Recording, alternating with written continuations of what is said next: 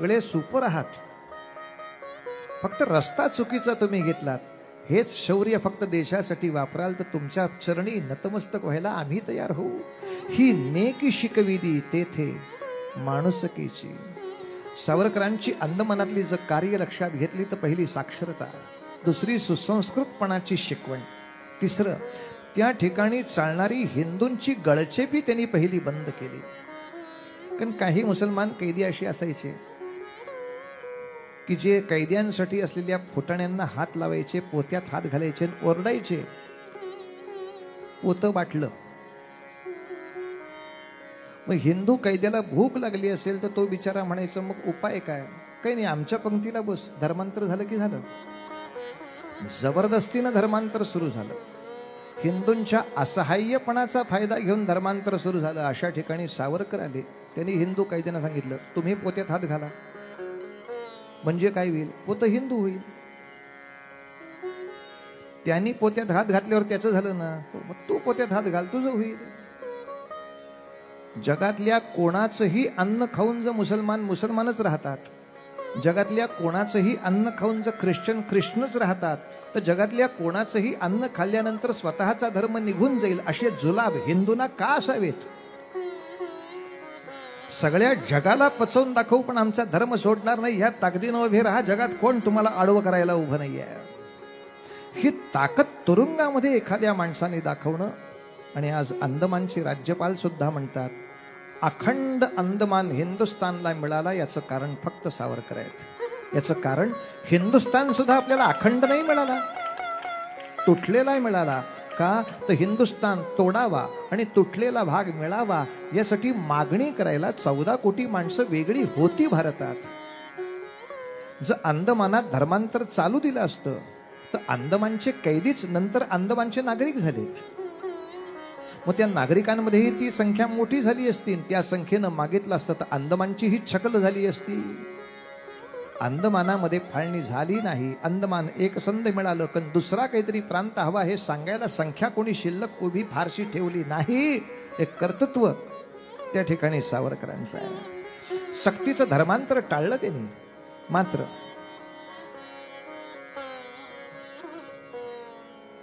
सावरकरांची भेट त्यांच्या कुटुंबियांना मिळावी म्हणून सावरकरांच्या धाकट्या भावानं खूप प्रयत्न केलेत.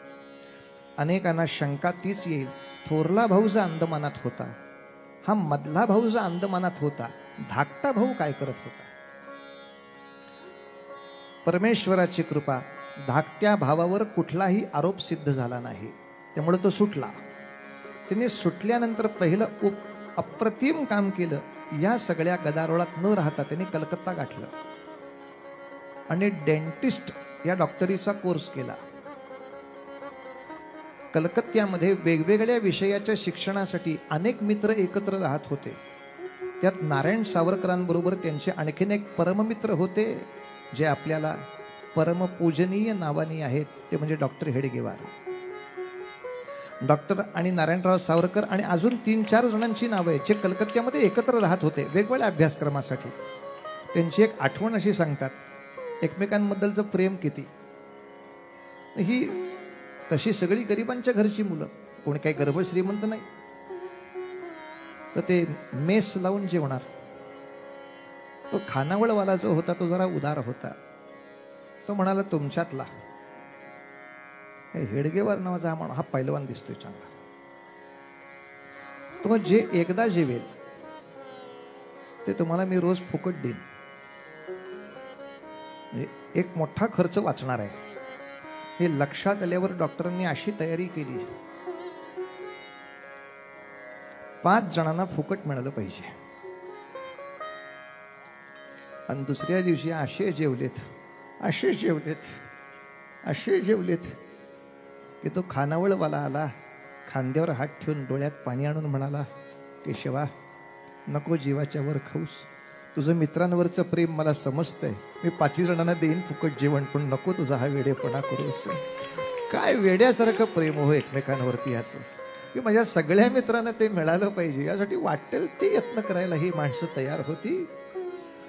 या नारायण सावरकरांनी डॉक्टरीची पदवी प्राप्त करून मुंबईमध्ये येऊन आपल्या आप्तेष्टांकडून काही पैसा जमा केला. पुन्हा एकदा डॉक्टरीचं ते दवाखाना उभा केला. त्यात रोग्यानं बरं केलं. काही पैसे मिळवले, ते काही पैसे बाजूला ठेवले. सावरकर नावाची नवीन वास्तू एक घेतली. स्वतःचं घर बांधलं मुंबईत. आणि आपली वहिनी, जी थोरल्या भावाची बायको यशोदा, जी मधल्या भावाची बायको यमुना, त्या आश्रितासारख्या दुसरीकडे माहेरी राहत होत्या, त्यांना पुन्हा सावरकर नावाच्या कौलारू घरामध्ये सन्मानाने आणून दाखवलं. असा धाकटा भाऊ आहे सावरकरांचा. याचंही योगदान मान्य केलं पाहिजे. ठीक आहे, स्वातंत्र्यामध्ये तो पिस्तूल घेऊन आला नसेल, पण सावरकरांची किमान सुटका व्हावी यासाठी या माणसानं डॉक्टरीचा व्यवसाय सांभाळता सांभाळता प्रत्येक काँग्रेस अधिवेशनाच्या ठिकाणी हा मुद्दा जाऊन मांडायचा. त्यासाठी स्वाक्षरी अभियान घ्यायची आणि जनमताचा रेटा सावरकरांच्या सुटकेसाठी उभा करायचा. हेही कार्य नारायण सावरकरांनी केलंय. एकच त्यातला प्रसंग सांगतो, कसा विचित्र आहे पहा. सावरकरांचा जो थोरला भाऊ, ज्याचं नाव मी सांगितलं आपल्याला, गणेश सावरकर, याला इंग्रजांनी इतकं मारलं होतं, कारण त्याच्याकडून इतर क्रांतिकारकांची नावं वदवून घ्यायची होती. त्यांनी कोणाचंच नाव घेतलं नाही. किती मारलं असेल तर खटल्यामधली नोंद अशी आहे. पोलिसी कस्टडीत कसं मारतात त्याची आपल्याला चित्रपटात दृश्य माहिती आहे. ती डोळ्यासमोर आणा. आणि आज सुदैवाने चांगली सत्ता असल्यामुळं पोलीस काही आपल्याला त्रास देणार नाहीत. पण उद्या आतंकवाद्यांच्या हाती सापडलो तर आपल्या सगळ्यांना हा मार खायचा, एवढं लक्षात ठेवून व्यायाम करायला लागा. यातला किती मार तुम्ही सहन करणार आहात पहा. कसे वाकडे तिकडे खुर्चीला बांधून काठ्या मारत मारत तास तास बडवत राहतात माणसाला. ज्यानंतर मनुष्य हालू शकत नाही, शरीराची हालचाल झाली तर ठणकायला लागेल अंग, इतकी मारहाण होते. या मारहाणीला गणेशपंत बदले नाहीत. त्यांचे हात टेबलाला बांधून नखाच्या जागेमध्ये टाचण्या भोसकण्याचे सुद्धा भयानक प्रकार झाले. ज्याला ते बदले नाहीत त्याच्यानंतर त्यांचं रेकॉर्ड असं आहे की या माणसाला 40 मिनिट एकेका मिनिटाच्या अंतराने इलेक्ट्रिकचे शॉक दिले यांनी बोलावं म्हणून. नाही तर नाही बोलला गणेश, नाही तर नाही बोलला. शिक्षा व्हायची ती झाली, पण इतरांच्या शिक्षा चुकवल्या त्यांनी. पण यासाठी त्यांना अर्धशेषीचा आजार झाला, अमांशाचा रोग आला. त्यामुळे ते काठी पोटात टोचून असे चालायचे. पण इतका आजार झाल्यावर सुद्धा त्यांना शिक्षेतनं सूट कधी मिळाली नाही. कोलू फिरवायचा आणि तेल काढायचं ही शिक्षा त्यांच्यासाठी तशीच राहिली. त्यांच्यासाठी ही शिक्षा तशीच राहिली. जेव्हा नारायणराव सावरकरचं घर झालं, त्यांनी एवढी मोठी मोहीम उभी केली की या घरच्या लोकांना भेट मिळावी. कारण साधे खून करून जे अंदमानला जायचे त्यांना सुद्धा 1-2 वर्षांनी जाता यायचं भेटायला. पण सावरकर 1911ला अंदमानात गेले. 14 साल गेलं, 15 साल गेलं, 16 साल गेलं. 5-5, 6-6 वर्ष आमच्या घरच्या लोकांना आम्ही दिसलोच नाही. नारायणराव सावरकरांचं आणखीन एक वैशिष्ट्य म्हणजे ते नागपुराचे जावई आहेत बरं. नारायणरावांनी इतकी प्रयत्नाची पराकाष्ठा केली, त्यामुळे एकच झालं, थोरल्या भावाच्या बायकोला वेड लागलं. तिला स्मृतिभ्रंश झाला. तिला वाटायला लागलं की सुटला आपला नवरा आणि तो येणार अशा कल्पनेनं ती घरातून वेड्यासारखी धावत सुटायची. तिला धरण्यासाठी घरातली माणसं धावत जायची. वहिनी कुठे पळतेस? अगं ते आलेत ते बघ, ते तुरुंगातनं सुटून आलेत. माझा मळवट भर पटकन. अंग इतकं सुजलं होतं की बांगडी अंगावर ठरत नसे. मला बांगड्या घाल लवकर, मला त्यांना ओवाळायचंय. ते बघ येताना दिसतायत मला ते. नारायणरावांनी तिला धरून घरात आणावं. वहिनी नाही सुटले ते अजून. आपल्याला फक्त बघायला जायची, आपण परवानगी मागतोय, सुटका नाही झाली. नाही तू खोटं सांगतोस. सकाळी तुळशीला पाणी घालायला बिचारी उभी राहिली तरी बोलायची, हे तुळशी, माझा नवरा परत देशील का ग?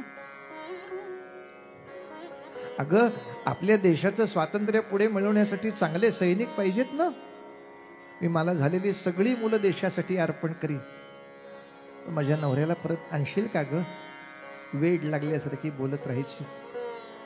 नारायण सावरकरांनी इंग्रज सरकारला तेही कळवलं होतं, माझ्या वहिनीला वेड लागले, तिला बिचारीला नवऱ्याचं फक्त शेवटचं दर्शन करू दे. सरकारची परवानगी आली नाही सज्जन हो.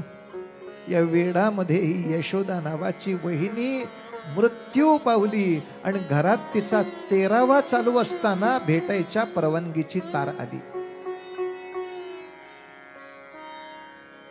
नारायणाचा इतका विरस झाला होता तरी सुद्धा किमान विनायक सावरकरांची बायको यमुना आणि आता नारायणाची बायको, या दोघींना घेऊन नारायणराव सावरकर अंदमानला गेले. तोपर्यंत सावरकरांची परिस्थिती जरा अशी सुधारली होती की आता थोडं सक्त मजुरीतनं काम बाजूला करून त्यांना देखरेखीचं काम पुढे दिलं होतं. आणि बाबाराव सावरकरांच्या सुद्धा सक्त मजुरीच्या यातना थोड्याशा कमी होऊन त्यांना ग्रंथपाल किंवा नोंदी करण्यासाठी कामं दिली होती. अशा कामात बदल का व्हावा, कल्पना आहे आपल्याला. कारण तेव्हाचा जेलर होता, त्याचं नाव होतं बारी. आणि बारी हा जेलर ब्रिटिश नव्हता, हा आयर्लंड नावाच्या देशाचा रहिवासी होता. आयर्लंडला राहतो म्हणून त्याला आयरिश असं म्हणायचे.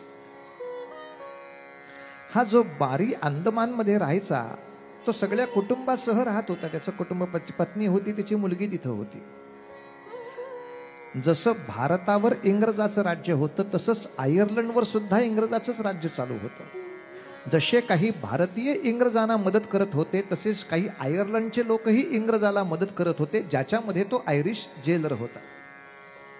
तर सावरकरांना त्या अंदमानात पाहून ती बारीची मुलगी त्यांच्या वाटेवर फुलं नेऊन ठेवायची.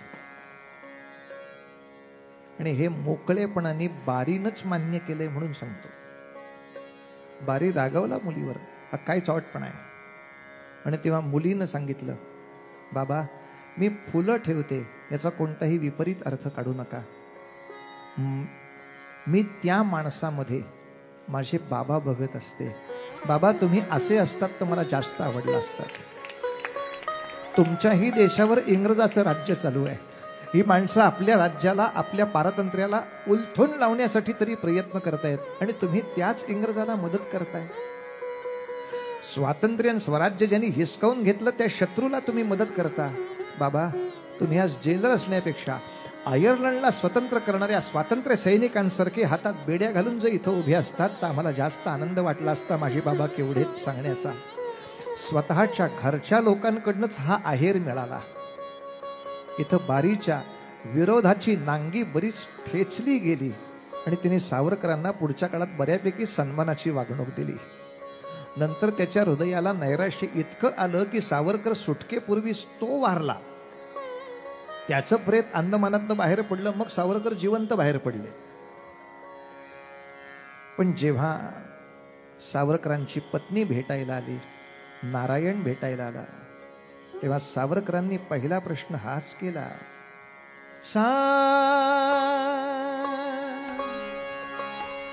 धनी रे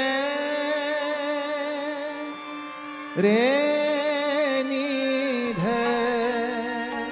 धनी प ध म प ग प द प रे.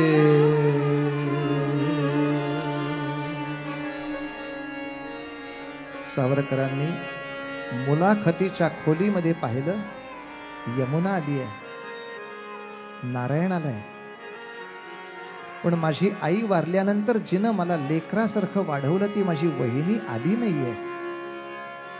काय झालं असेल माझ्या यशोदेचं? म्हणून इतर काही चौकशी न करता पहिला प्रश्न हाच विचारला त्यांनी, यमुने अग कुठाय वहिनी, अग सांग साज आलीस तू एकटी, ती तर पावन गंगा गंगा मोठी यमुना तू धाकुटी. सावरकरांच्या बायकोचं नाव यमुना आहे ना, म्हणून त्यांनी ही कल्पना केली, यमुना धाकटी आणि गंगा थोरली. यशोदा त्र्यंबकेश्वरची आई आलेली, ती गंगा होती. गंगेला न घेता नुसत्या यमुनेनं यावं, हे बरोबर आहे का यमुने? अग कुठाय वहिनी ग कुठाय वहिनी सांग साजणी. ऐका, आलीस तू एकटी ती तर पावन गंगा मोठी यमुना तू धाकुटी. अग कुठाय वही. कोणी काही बोलेना. एक क्षण फक्त गेला आणि बाबाराव सावरकर खोलीच्या बाहेर जाऊन बसले. विनायक धावत धावत त्यांच्या मागोमाग गेले. म्हणाले, बाबा अहो वहिनी आजारी असेल म्हणून आली नसेल, नारायण सांगेल ना काहीतरी, या ना बाबा आत. गणेश पंतांचे उद्गार आहेत. तात्या, मी माझी खोटी समजूत कधी घालत नाही, पण लक्षात ठेव, भेटीची परवानगी मिळाली पण यशोदा आली नाही म्हणजेच ती या जगात नाही. मला माझी बायको काय आहे ती माहिती आहे. आणि वहिनी गेल्याचं कळलं मात्र सावरकर एवढंच म्हणाले, काय रे नारायणा, सुटलो आणि घरी मी आलो नाही मम वहिनी. वृंदावन घर दिसे परंतु तुळस गेली जळुनी. बाबाचा संसार समर्पण यज्ञातील आहुती. ती तर पावन गंगा मोठी यमुना तू धाकटी. कुठाय वही अग कुठाय वही कुठाय.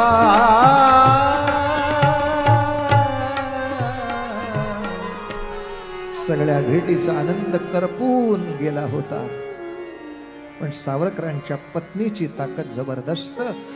त्या पतिव्रतेचं कुंकू असं बळकट की 50 वर्षासाठी गेलेला नवरा इंग्रजाला 10 वर्षात सोडावा लागला. 1911 पर्यंत सावरकर भारतात आले सुद्धा आणि सुटका दोन्ही भावांची झाली.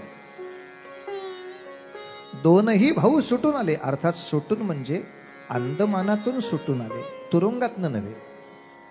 पुढे त्यांची सक्त मजुरीची शिक्षा आणखीन 4 वर्ष चालूच राहिली. बाबारावांना विजापूर जेलला हलवलं आणि सावरकरांना रत्नागिरी जेलला हलवलं. आजही रत्नागिरीमध्ये आपण जर गेलात तर सावरकरांना ज्या कोठडीमध्ये ठेवलं होतं, ज्या साखळदंडाने त्यांना बांधून घालत असत, ते साखळदंडही आज तिथे आहेत आणि ते सावरकर जयंतीला अथवा पुण्यतिथीला दर्शनासाठी उपलब्ध करतात. अंदमानामध्ये प्रतिवर्षी जेव्हा मी जातो तेव्हा तिथे सुद्धा सावरकरांनी वापरलेली ती भांडी, सावरकरांची वस्त्र, सावरकरांच्या काही गोष्टी तिथे दर्शनासाठी उपलब्ध केलेले असतात. प्रतिवर्षीच जात असतो. म्हणजे बुवा यावर्षी कधी जाणार, इथे बोलणार नाही, नंतर ज्यांना हवी त्यांच्यासाठी कार्ड देऊन टाकीन, त्या ठिकाणी आपण संपर्क करा. पण त्या ठिकाणी गेल्यानंतरच खऱ्या अर्थाने सावरकर नावाच्या गोष्टीची महानता अधिक मोठी कळते. कारण तुम्ही आता दारावर बघितलं ते बेड्यांचं फक्त एकच चित्र आहे. अशा 3 प्रकारच्या बेड्या असत आणि या 3 वेगवेगळ्या बेड्या कशा कशा घातल्या जात याचं त्या ठिकाणी डेमॉन्स्ट्रेशन आहे अंदमानला. एक तर बेडी अशी आहे की 2 पायामध्ये ह्या ज्या लोखंडी कड्या आहेत त्याच्यामध्ये एक गज आहे, एक सळई आहे, ज्यायोगे तुम्ही पाय जवळ नाही आणू शकत. तुम्हाला असंच चालावं लागतं आणि तुम्ही पाय जवळ आणायचा प्रयत्न केला तरी ती सळई अशा पायाच्या नाजूक ठिकाणी दणका देईल की जी यातना तुम्ही सहन नाही करू शकणार, आणि अशी बेडी पायात घालून तुम्हाला 3 मजले जिने चढायचे असतात आणि 3 मजले उतरायचे, कामावरती उभारायचं, वेळ प्रसंगी कोलू फिरवून झाला की ही बेडी पायात घालून तुम्हाला जेवायचं आहे.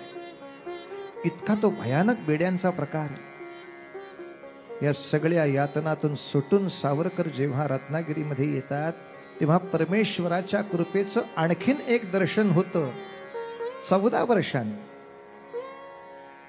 म्हणजे 1914च्या आसपास, 24च्या आसपास, क्षमा करा, 1924च्या आसपास. 1911ला शिक्षा सुरू झाली. 10 वर्षांनी म्हणजे 1921ला 2 सावरकर भाऊ भारतात आले. 21, 22, 23, 24 ते इथल्या जेलमध्ये होते. आणि 1924ला सरकार त्यांना असं म्हणतंय की सावरकर, तुम्ही राजकारणात भाग घेणार नाही असं जर वचन देत असाल तर पुढची 36 वर्षाची शिक्षा आम्ही रद्द करायला तयार आहोत. आता तुम्हाला तुरुंगात राहायची गरज नाही. तुम्ही रत्नागिरीमध्ये एखादं घर घ्या, त्या घरात राहा, गृहस्थासारखं राहा, उपजीविकेचा एखादा व्यवसाय घ्या, मुलाबाळांसकट राहा, फक्त राजकारणात पडायचं नाही, एवढं एक अट, एवढं वचन द्या. या सगळ्यासाठी सावरकरांनी माफी मागितली. म्हणून अलीकडे माफीवीर सावरकर नावाचं सुद्धा एक पुस्तक महाराष्ट्रभर वाटलं जातंय. आणि टीव्हीवर जेव्हा टॉक शो असतो तेव्हा आपण जर 2 वेळा म्हटलं की स्वातंत्र्यवीर सावरकर, की समोरचं डुक्कर लगेच ओरडतो, म्हणतं हे स्वातंत्र्यवीर नाही. डुकरांचा आवाज ऐकला नाही का तुम्ही अजून? ते माफीवीर यांना डुक्कर म्हणावं याचं कारणच ते असं आहे की डुक्कर किमान कागदाचा खाण्यासाठी का होईना पण चांगला वापर करतं. हे त्या कागदांचा त्यांच्यापेक्षा घाण वापर करतात. कारण गडबड अशी आहे, अशा तऱ्हेचं पत्र सावरकरांनी इंग्रजांना लिहिलं, हे सावरकरांनी कधीच लपवून ठेवलं नाही. सावरकर समग्र वाङ्मयातच ते पत्र उपलब्ध आहे. या वडभुंजांची मदत कशाला पाहिजे आम्हाला? मात्र इच्छा अशी आहे की ज्या कोण्या भिकाऱ्याची कल्पना अशी झाली असेल की सावरकर भीक मागतायत आपल्या दयेसाठी, त्याला ते पत्र समग्र दाखवा. ते संपूर्ण पत्र जो वाचेल तो कधीच म्हणणार नाही सावरकरांनी माफी मागितली. तो म्हणेल सावरकरांनी इंग्रजावर जो प्रतिडाव केला त्याला तोड नाही जगामध्ये, इतका जबरदस्त तो डाव होता. मी आव्हान करीन मुद्दाम, हे समग्र सावरकर वाङ्मयातलं पत्र खरंच सगळ्या महाविद्यालयातल्या मुलांनी वाचा. तुम्हाला दुसऱ्याला नावं ठेवायची गरजच नाही हो. मुळात हाच दीपस्तंभ इतका जबरदस्त आहे. सगळेजण सावरकरांना म्हणले, तात्या लेका तू कुजला का? आता पुढं जवळजवळ 10 वर्ष तुला रत्नागिरीत त्यांनी कोंडला, तुला रत्नागिरीतनं बाहेर पडायची परवानगी नाही, तुला कुजवला. याला सुद्धा तात्याने धीरोदात्त उत्तर दिलं, अरे वेड्यानो, इंग्रज सरकार किती अर्धवट आहे. ते मला शिक्षा देते स्थानबद्धतेची, म्हणजे रत्नागिरीमध्ये मी स्थानबद्ध राहायचं, रत्नागिरी सोडायची नाही, पण शिक्षा इतकीच देत आहे, ज्यांना मला भेटायचंय त्यांनी बाहेरून आत येऊन मला भेटायचं नाही असं सरकार म्हणत नाही. फक्त मी बाहेर जायचं नाही एवढंच ते म्हणतंय.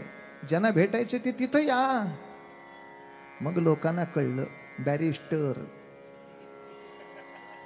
त्या कायद्यातला सुद्धा इतका बरोबर मजकूर त्यांच्या लक्षात आला होता, ह्या अर्धवटच आहेत, मला काय कुजवणार. म्हणून आपल्या लक्षात येईल 1924 नंतरच्या कालखंडात रत्नागिरीमध्ये जाऊन डॉक्टर हेडगेवारांनीही सावरकरांची भेट घेतली आहे, भगतसिंगांनीही सावरकरांची भेट घेतली आहे, त्याच्यानंतरच्या काळात विठ्ठलरामजी शिंदे यांनीही सावरकरांची भेट घेतली आहे. आश्चर्य वाटेल, गांधीजींनी पण रत्नागिरीला जाऊन सावरकरांची भेट घेतली आहे. याच कालखंडात ही मोठी राजकीय नेते रत्नागिरीत येऊन त्यांच्यापाशी बसत होते. अर्थात रत्नागिरीतलं एक कार्य त्यांचं नक्की सांगण्यासारखं आहे, कारण आजही हिंदुत्व हा शब्द घेतला की माणसं झुरळ बघितल्यासारखं, काय झालं बाळा, हिंदुत्व म्हणजे कळलं, एरंडेल पेल्यासारखं करू नकोस, तुझ्या डोक्यात काय आहे ते सांग.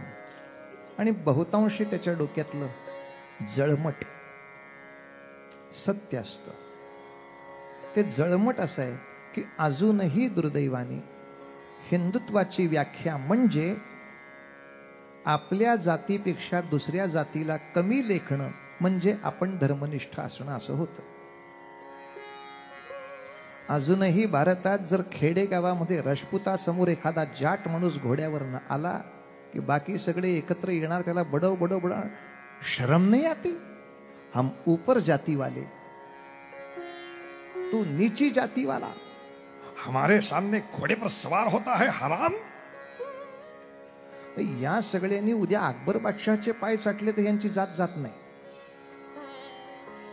पण जाटांनी घोड्यावर बसून त्याच्या समोर आलं तर याचं हिंदुत्व जीव खातं। तेव्हा सावरकरांनी जे हिंदुत्व मांडलं त्या हिंदुत्वामध्ये उच्च नीच भेद जे सोडू शकतात त्यांनाच हिंदुत्वामध्ये सन्मान सावरकरांनी दिला आहे। त्यामुळे कुठलंही नाक मुरडून हिंदुत्वाकडे पाहू नका। किंबहुना विश्व हिंदू परिषदेने सुद्धा 60 साली सगळ्यात मोठी आपल्याला बैठक घेऊन सगळ्या शंकराचार्यांच्याकडून हे वदवून घेतलंय की खरं हिंदुत्व म्हणजे कोणालाही आम्ही पतित मानणार नाही अशा मनाचे सगळे म्हणजे या भारतामधले हिंदू आहोत। त्यामुळे हिंदुत्व हा मानवतेच्या दुसऱ्या नावाचा आपल्याला प्रतिस्वादी शब्द दिसेल। इथे कुठेही जाती भेदाला थारा नाही। सावरकरांनी ज्या 7 बेड्या सांगितल्या त्यांनी एक मंदिर बांधलं। त्यांच्याकडे पैसे नव्हते, त्यांच्याकडे भागोजी शेठकीर नावाचे एक श्रीमंत गृहस्थ आले। ते म्हणाले, तात्या तुम्ही अंदमानात एवढे कष्ट घेतलेत, तुमच्याबद्दल मला आदर आहे, तुमच्यासाठी काहीतरी करायचं आहे। मला कोणी भेटलं असतं तर मी सांगितलं असतं माझ्या नावे 5 कोट ठेव कुठेतरी, या व्याजावर मी जगेन। सावरकरांनी आयुष्यात स्वतःसाठी काही मागितलंच नाही, मागितलं इतकंच, सगळ्या हिंदूंसाठी एक मंदिर बांधा। पण सावरकरांच्या काळात दुर्दैव तसं होतं की जवळजवळ 8 कोटी अस्पृश्य भारतात असे होते ज्यांना मंदिरामध्ये प्रवेशच नव्हता। आणि ज्यांना मंदिरात प्रवेश नाही, ज्यांच्याशी प्रेमाने बोलणंच नाही, त्यांनी हिंदुत्वाच्या बाजूने उभं राहावं ही बाकीच्या कृतज्ञ हिंदूंची अपेक्षा होती। सावरकरांनी प्रचंड प्रतिवाद केला। किंबहुना नाशिकमध्ये आंबेडकरांनी अशा तऱ्हेचाच एक आंदोलनाचा भाग घेतला होता। काळाराम मंदिरामध्ये अस्पृश्यांना प्रवेश मिळावा म्हणून आंबेडकरांनी प्रचंड मोठं आंदोलन घेतलं, ज्याच्यामध्ये प्रत्यक्ष सहभाग करायला सावरकर जाऊ शकले नाहीत। पण कुठल्या तरी मोठ्या माणसाची शिफारस हा सुद्धा समाजातला क्रांतीचा मुद्दा असतो। या आंबेडकरांच्या चळवळीला या संपूर्ण भारतातल्या राजकीय नेत्यांमध्ये उघडपणे पहिल्यांदा पत्र पाठवून पाठिंबा दिलेला जर कोणी राजकीय नेता असेल तर त्याचं नाव फक्त सावरकर आहे। सावरकरांनी पहिल्यांदा पत्र पाठवून आंबेडकरांना पाठिंबा दिला। मी तुमच्या मताशी पूर्ण सहमत आहे। जे देवाचे भक्त आहेत त्यांना देवाला स्पर्श करायची, देवाच्या मंदिरामध्ये बसायची, एकमेकांच्या बरोबरीनं प्रसाद ग्रहण करायची मान्यता दिलीच गेली पाहिजे, 100% दिली गेली पाहिजे। सावरकरांनी ते विचार करणारं पतित पावन मंदिर उभं केलं। आता अट्रॉसिटीचा कायदा आला। काय नाव ते? अट्रॉसिटी। अट्रॉसिटी मध्ये सावरकरांना पकडायला बघत होते। सगळे म्हणले, तात्या तुम्ही अस्पृश्यांना देवळात घेणार, म्हणजे तुम्ही अस्पृश्यांना म्हणताय पतित, त्यांना तुम्ही पावन करणार आहे का नाही गंमत? आता तुम्ही अस्पृश्यांना पतित म्हटलात, अट्रॉसिटी, चला तुरुंगात। पतित कसे म्हटलात अस्पृश्याला? सावरकर म्हणाले, तुझ्या दुर्दैवाने मी बॅरिस्टर झालो रे। त्यामुळे कसं आहे, मी अस्पृश्यांना नाही पतित म्हटलो, जे दुसऱ्या जातीला पतित समजतात ते सगळे पतित। आणि खरंच आहे, सावरकरांनी मांडलेला विचार अजून आमच्या डोक्यात शिरत नाही। अजूनही कोणत्याही लोकांच्या खाजगी बैठकीत आपल्या हिंदूंच्या दुसऱ्या जातीबद्दलची टिंगलच ऐकायला येते। ब्राह्मण कम्युनिटीमध्ये तुम्ही थोडा वेळ बसलेला असाल तर ते बाकीच्या कम्युनिटी बद्दलची हजामत बोलत असतात। मराठा कम्युनिटीमध्ये बसलं तर ते बामणाला किंवा बाकीच्यांना शिव्या घालताना दिसत असतात। वैश्य कम्युनिटीमध्ये बसले तर ते सगळे ह्या तिघांना आणखीन शिव्या घालत असतात। शूद्राकडे बसलं तर तो अतिशूद्राला त्याच्याही पेक्षा वाईट शिव्याच देत असतो। अर्थात हे खूप मोठं वर्गीकरण मी सांगितलं। हिंदू समाजाचं हे भयानक स्वरूप आहे। यातलं छोटं बघा, फक्त ब्राह्मणांमध्ये बसा बरं जाऊन, कोकणस्थात जाऊन बसलं की देशस्थाला शिव्या, देशस्थात बसलं की कराड्याला शिव्या, कराड्याकडे गेलं की देवरुख्याला शिव्या, महाराष्ट्रीयन माणसांबद्दल बसलं की कानडी माणसाची टिंगल, कानडी लोकांना काय येणार आहे। त्यांच्यामध्ये जाऊन बसलं की गुजरातीची टिंगली, गुजराती वाणगट तू काय तरी बुद्धी जाईल. अरे दुसऱ्याबद्दल वाईटच बोललं पाहिजे, हा काही व्रत आहे का आपलं? हे पण चांगले असू शकतात, हे पण चांगले आहेत, हे पण योग्य आहेत, हे पण मोठे आहेत. दुसऱ्याला मोठेपणा द्यायला हिंदू कधी शिकणार आहेत हाच प्रश्न आहे. परत धर्माला ते जितका मोठेपणा देतात त्या बाबतीत हिंदू जितके सहिष्णू आहेत तितकेच दुर्दैवाने आपल्याच दुसऱ्या जातीबद्दल बोलताना ते असहिष्णू आहेत. ही आजही वस्तुस्थिती नाकारता येत नाही. अजूनही समजा एखादे शंकराचार्य किंवा कुठल्याही पीठाचे आचार्य आपल्या घरी जर आले आणि आपण जर त्यांची पाद्यपूजा केली तर या पाद्यपूजेच्या समारंभासाठी महाराजांना नमस्कार करायला आणि महाराजांच्या हातून आशीर्वाद किंवा प्रसाद घ्यायला आपण आपल्या सोसायटीतल्या भंग्याला बोलवतो का? ते मनाने विचारा. माझ्या रस्त्याच्या सफाई कामगाराला मी बोलवतो का? आज नागपुरामधली सुद्धा माणसं सांगतात ना की पटकन ख्रिश्चन का होतात? कारणच ते आहे. ते म्हणतात जे आम्हाला ख्रिश्चन करतात ते आमच्या डब्यामध्ये जेवतात, आम्हाला ते प्रेमाने जवळ बसवतात, आम्ही का ख्रिश्चन होऊ नये? आणि हिंदूंच्या कुठल्याही आचार्याच्या शेजारी जायचं म्हटलं की सगळ्याच त्यांच्या स्वयंसेवकांची एकच बोंबाबोंब, लांबून दुर्वा. महाराज कोणाशीही बोलत नाहीत. मग मेले आलेच कशाला इथं? बसायचं होतं ना उंदराच्या बेळात जाऊन. मग ते कोणाशी बोलत नाहीत, ते कोणाला हात लावत नाहीत, ते कोणाचं खात नाहीत, ते कोणाकडे बघत नाहीत. मर ना मग लवकर मेले आहे. तू धर्माचार्य म्हणून तर जन्माला आला असशील तर लाख लोकांच्या पाठीवर हात ठेवणं हे पहिलं तुझं कर्तव्य आहे. तू काय बाजूला राहतो मूर्खासारखा? बरं आपलेच दात आपलेच ओठ आहेत, बोलत तो उगाच राग येतो. म्हणून मी शपथ घेतली राग येईल असं बोलायचं नाही. ओघात आलं तर सांगायचं. पण खरंच आमच्या आचार्यांकडून ती अपेक्षा आहे हो. पण दुर्दैवाने त्या सोळ्यावळ्याच्या कल्पनेमध्ये माणसं इतकी अडकली आहेत की सामान्य माणसाशी संवाद करायलाही मोठे आचार्य तयार नसतात. त्यातल्या त्यात आज पटकन मोठं नाव घ्यावं असं एक नरेंद्राचार्यांचं नाव आहे की ज्यांनी घर वापसीमध्ये किमान 1.5 लाख ख्रिश्चनना हिंदू करून दाखवलंय स्वतःच्या ताकदीवरती. आणि 1.5 लाख हिंदू ख्रिश्चनांना हिंदुत्वामध्ये आणून एकमेकांमध्ये रोटी बेटी व्यवहार करून त्यांचे सामुदायिक विवाह लावून दाखवलेत आचार्य पीठावरून. अन्यथा मला अमुक पाठ आहे त्याला तमुक पाठ आहे या पाठांतराच्या स्पर्धा व्हायच्या. आज एकेका विभागाला ख्रिश्चन धर्मांतरित करण्यासाठी ख्रिश्चन मिशनऱ्यांच्याकडे 500 धर्मप्रचारक आहेत. आणि आज आमच्या 4 शंकराचार्य पीठांच्याकडे एकत्र मिळून हिंदू धर्माचा प्रचार करणारी 10,000ची संख्या आपल्याला उपलब्ध नाही आहे. की समजा मी पटकन फोन केला कांची कामकोटीला की उद्या हिंदू साम्राज्य दिन आहे, हिंदुत्वावरती भाषण करायला एक माणूस चांगला पाठवा, सोचना पडेगा. हे विद्यार्थी निर्माण केले पाहिजे, त्यांचे स्टायपंड उभे केले पाहिजे, हे उभे केले पाहिजे, ते उभं केले पाहिजे. ह्यातलं काही न करता माझा मुकुट सोन्याचा आहे हे माकडा काय सांगतोस? ते मुकुट बघून शत्रूला काय होणार आहे का? पण आपलं ठरलंय राग येईल असं आपण काही बोलायचं.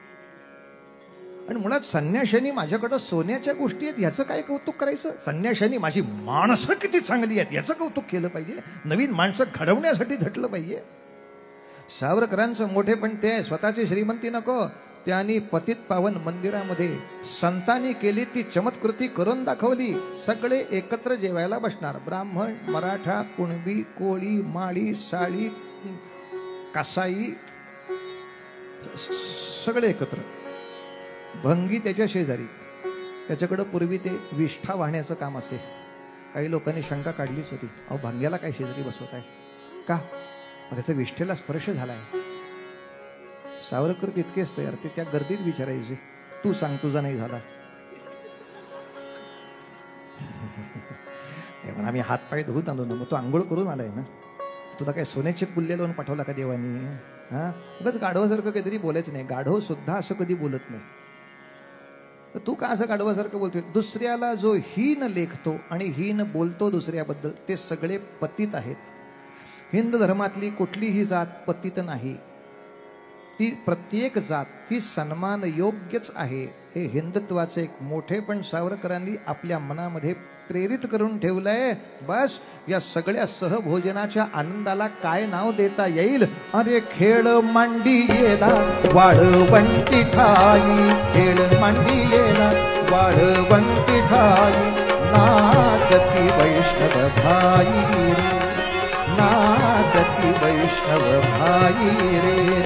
क्रोध अभिमान केला पावटणी, क्रोध अभिमान केला पावटणी, एक एकाला गतील पायी रे. खेळ मांडी येला वाळवंटी ठाई, नाचती वैष्णव भाई रे. हो खेळ मांडी येला.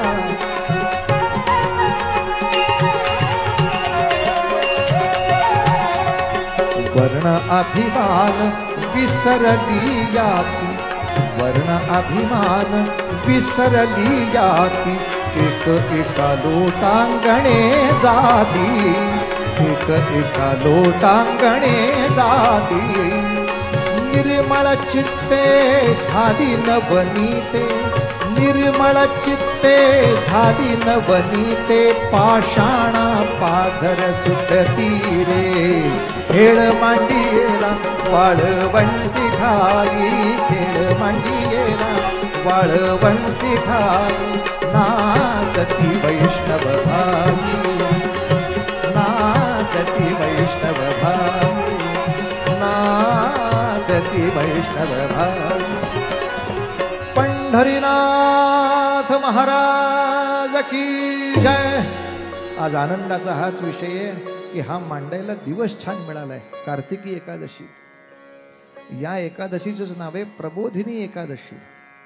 या दिवशी देवाला जाग करायचंय आपल्यातल्या. आणि आज ही सगळी भक्तांची मांदियाळी बघून संतांना पण हेवा वाटत असेल, पंढरपुरापेक्षा नागपुरातच यावं. एवढी सगळी माणसं कार्तिकी एकादशीला एक संत चरित्राचा आनंद घेण्यासाठी एकत्र आली आहेत हो, एकत्र उभी आहेत हो, एकत्र बसली आहेत हो. काय आनंद असेल नाही. पांडुरंगाच्या चरणी प्रत्येक जण समान, ज्यामध्ये नामदेव शिंपी सावता माळी गोरा कुंभार सजन कसाई कान्होपात्रा गणिका इथपासून जनाबाई दासी सगळे एका पंक्तीला बसतील. आणि अशी खऱ्या अर्थाने प्रत्येकाबद्दल आदर निर्माण करणारी तुमची आमची संस्कृती आहे, ती कायम ठेवली पाहिजे. कीर्तनाच्या ओघामध्ये घोळ व्हायला नको म्हणून दोन मुद्दे महत्वाचे ते थोडे आधीच पूर्ण करतो. ते दोन मुद्दे असे की आज दुर्दैवानी ही हिंदू सभ्यता पाळावी, यासाठी पुढची पिढी निर्माण करावी असंच आमच्या मुलींना वाटत नाही. आज संपूर्ण भारतामध्ये सुशिक्षित हिंदूंच्या घरामधली एक प्रचंड मोठी समस्या अशी आहे की मुली 30च्या वयामध्ये लग्न करतात आणि आम्हाला आई व्हायचंच नाही असं आधी जाहीर करतात.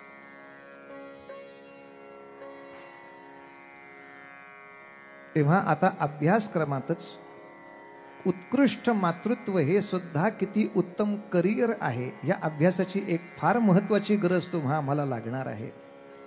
पण कुठल्या तरी करिअरच्या नावाखाली हिंदूंच्या संख्येचंच अस्तित्व जर संपणार असेल तर याच्यासारखी भयानक गोष्ट या पुढच्या काळात नाही. त्याचा एक गंभीरपणे विचार करू. आपल्या घरातल्या मुलांच्या मनावरती जे वेदांनी सांगितलंय की आपल्या मनावर एक समाज ऋण नावाचं ऋण असतं, किमान 2 ते 4 पुढच्या समाजाला चांगले घटक दिल्याशिवाय तुम्ही ऋणमुक्त होत नाही. ऋणमुक्त न होता मरणं म्हणजे पुढच्या पिढीवर कर्ज ठेवणं आहे. जी जी कर्ज आहे ती पूर्ण करून माणसांनी पुढे गेलं पाहिजे, हा एक विषय. आणि दुसरं, जी मुलं आहेत ती भारतीय सभ्यता सांभाळायला तयार नाहीत. बहुतांशी विद्यार्थी वर्ग रेव पार्टीमध्ये दिसतो आहे. चांगल्या घरातल्या मुली हुक्का बार मध्ये दिसत आहेत आणि त्याच्यावर गाणी पण आली आहेत काहीतरी, बार बार बार हुक्का मार मध्ये. ज्यांच्यावर आई वडिलांचं लक्ष नाही अशी आमची मुलं काय भयानक कपड्यात आहेत हे बघितल्यानंतर आता नक्की नवरा आणि बायको नावाच्या व्यक्तींनी आणखीन काय बघायचं शिल्लक राहिलंय असं वाटावं इतके कपडे भयानक आहेत. नवराच सांगतोय बायकोला, इतके काय सगळे कपडे घालतेस, तुझ्या अंगातल्या बऱ्याचशा गोष्टी लोकांना दिसाव्या ही नवऱ्याचीच इच्छा आहे.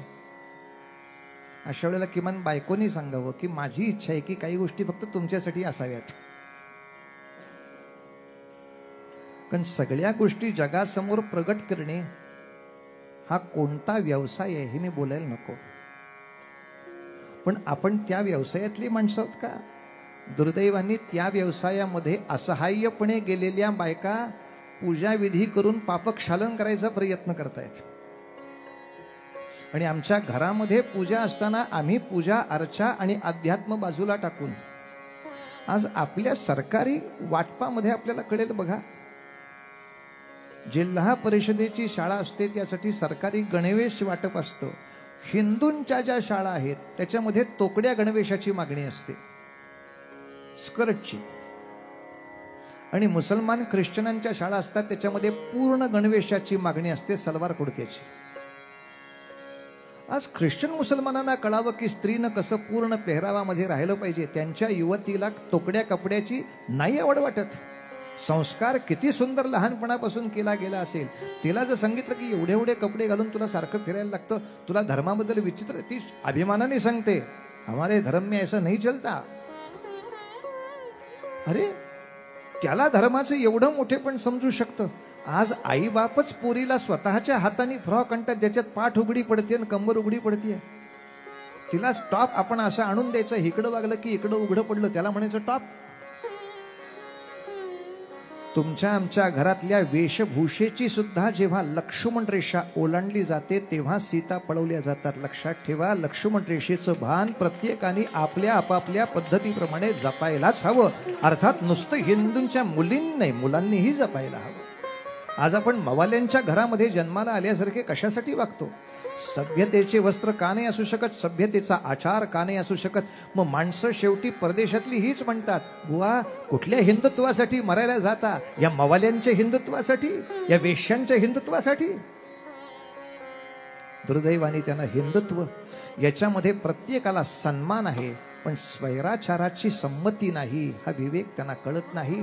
तो सगळ्यांपर्यंत विवेक पोचवणं हेही हिंदू म्हणून तुमचं आमचं काम आहे महाराज. हिंदू राष्ट्र या शब्दाचा अर्थ फक्त भगवा झेंडा घेतलेलं राज्य असं नाही. प्रत्येकाच्या आचरणामध्ये हे पावित्र्य पूर्ण हिंदुत्व दिसलं पाहिजे, त्याला हिंदू राज्य म्हणता येईल. ध्वज आणि राज्य सैनिक उभे करतील, माणसं आपल्याला उभी करायची आहेत. आपली जबाबदारी टाळून चालणार नाही. बस आता सावरकरांच्या जीवनातला शेवटचा भाग सांगायचा. एक 10 मिनिटात की कीर्तन समाप्त. 9:30ची वेळ ठरलेली असताना आपण तुम्ही 10 वाजेपर्यंत का जीव काढता? सवय लागली वाईट. पण माणसं घड्याळाकडे बघतच नाहीत. मला सांगा, सलग 2.5 तास सिनेमा तरी कोणी दाखवतं का हो? आणि आपण तरी सिनेमाला सलग 2.5 तास बसतो का? मध्ये 1.25 तास झाला की लगेच इंटरवेल, मध्यंतर, त्याच्यामध्ये पेय, त्याच्यात एक स्ट्रॉ, मग ऑर्केस्ट्रा, काय जे असेल ते, हे सगळ्या प्रकारांनी आम्हाला इकडं तिकडं आमचं लक्ष. नंतर मग 1.25 तासांनी कसा बसा पुढचा सिनेमा बघायचा. 500 रुपये तिकीट. आणि 2.5 तास एकही इंटरव्हल न घेता इतक्या सगळ्या सुंदर साथीसह एक चरित्र आपल्या समोर असं जबरदस्त मांडलं जातंय. आरतीमध्ये 11 रुपये. खिशात हात घालून शेवटची नोट कुठं सापडते का बघतो. आणि हे माहीत असताना की या ठिकाणी येणारी रक्कम ही काय आपल्या शर्टाच्या बटनाला जायची नाही, की त्याच्या घराच्या कौलाला जायची नाही, आपल्यामध्ये चाललेल्या सामाजिक कार्यालाच ती देणगी म्हणून जायची आहे. तर साधारणतः 10,000 माणसं असलेल्या ठिकाणी आरतीमध्ये आलेल्याची संख्या 5,000. तुम्हाला हिशोब नाही समजू शकला हा काय झाला तो. असं का व्हावं? कशासाठी व्हावं? मुळात समजा आफळेबुवाच्या कीर्तनाची ती लायकी नाही असं समजून जरी चाललात तरी ज्या कार्यासाठी जाणारे त्या कार्याची योग्यता लक्षात घेऊन प्रत्येकी 100 झाले असते तरी हे लाख रुपये आपल्याला देता आले असते हो रोज त्यांना. लाख रुपये देणं काही अशक्य नव्हतं आपल्याला, पण दुर्दैवाने नाही शक्य होऊ शकलं. असो, बाकी सगळे मुद्दे बाजूला सोडून ज्या हिंदू राष्ट्राची तुम्ही आम्ही कल्पना करतो आहोत, त्या हिंदू राष्ट्रामध्ये सर्वांचा सन्मान आहे आणि सगळ्यांचं पावित्र्य जपण्याची जबाबदारी आपापल्यावर आहे 100%. शेवटचा फक्त त्यातला विषय असा की जेव्हा 1937 साली सावरकरांच्या सगळ्याच शिक्षेतून त्यांना मुक्तता मिळाली, आता तुम्ही